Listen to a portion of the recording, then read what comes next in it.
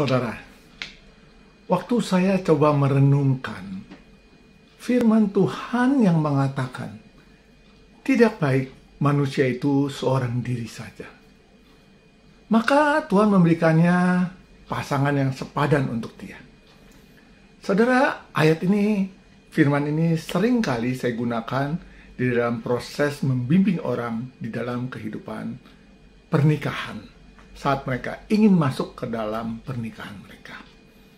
Tapi waktu saya berpikir lebih jauh lagi di dalam kondisi saya saat ini, saudara, saya mendapatkan beberapa insight-insight yang cukup menarik yang boleh saya pikirkan.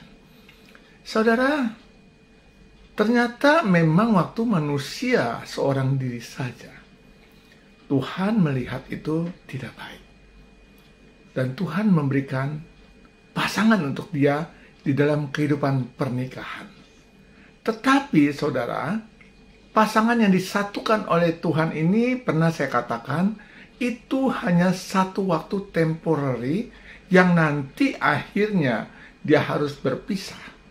Karena dikatakan mereka disatukan menjadi satu daging hingga satu saat nanti maut yang memisahkan mereka. Nah saudara, artinya ada satu saat nanti saudara kita harus kembali di dalam kesendirian. Nah saudara, lalu saya juga berpikir begini saudara. Tidak hanya orang yang tadinya disatukan lalu pasangannya kembali berpulang lalu dia kembali hidup sendirian. Di dalam realita kehidupan kita juga menemukan banyak orang-orang ternyata yang hidup menjadi selibat. Artinya seumur hidup mereka tidak menikah. Artinya mereka juga menjalani hidup seorang diri saja.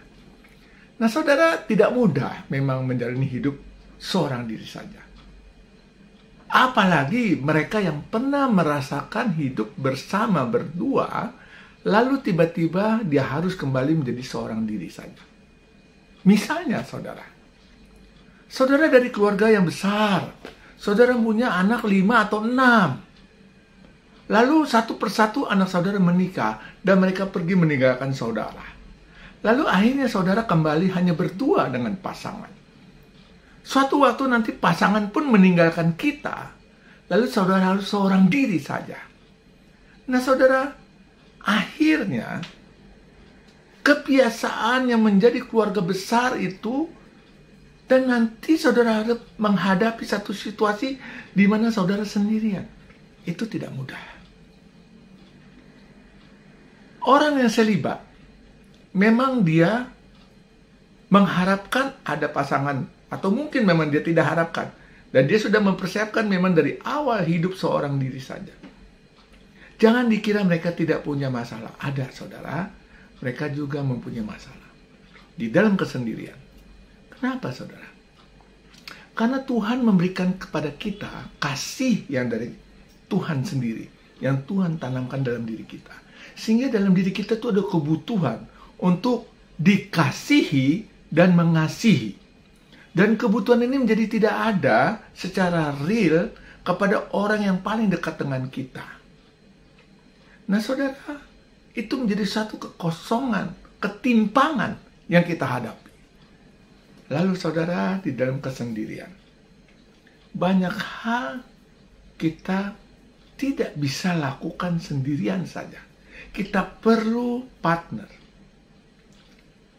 Dan ini saudara, kita perlu melatih diri kita untuk bagaimana kita harus menjalani hidup sendiri. Oleh karena itu, saudara, dari awal, dari sekarang, dari saudara masih bersama dengan pasangan, saudara pun mesti dari sekarang siap sedia melatih diri untuk hidup sendirian. Sesungguhnya saudara kita tidak pernah sendiri saudara. Karena selalu ada Tuhan yang beserta dengan kita dan menyertai kita. Oleh karena itu, jangan pernah takut hidup sendiri. Memang saudara kita sering dihantui oleh perasaan-perasaan ketakutan dalam kesendirian. Terutamanya di dalam hal sakit penyakit. Tetapi saudara, percayalah. Saya pun menanamkan diri saya untuk percaya kepada pemeliharaan Tuhan di dalam kesendirian. Dan saya percaya Tuhan akan memberikan kekuatan untuk kita melewati kesendirian ini. Tuhan berkati, saudara. Tuhan berkati.